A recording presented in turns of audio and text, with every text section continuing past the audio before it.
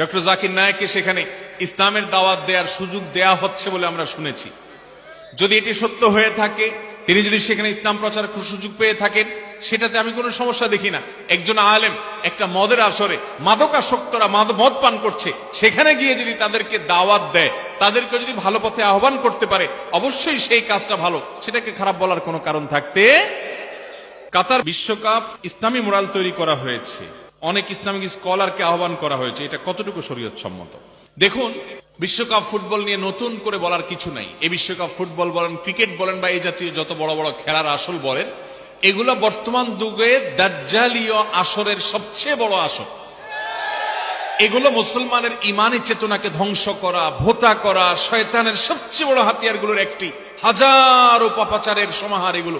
এগুলো মুসলমানের ইমানি চেতনা নষ্ট করে দেয়, আমাদেরকে এই খেলাধুলার প্রতি এডিকশন এবং আসক্তি তৈরি করে দেয়।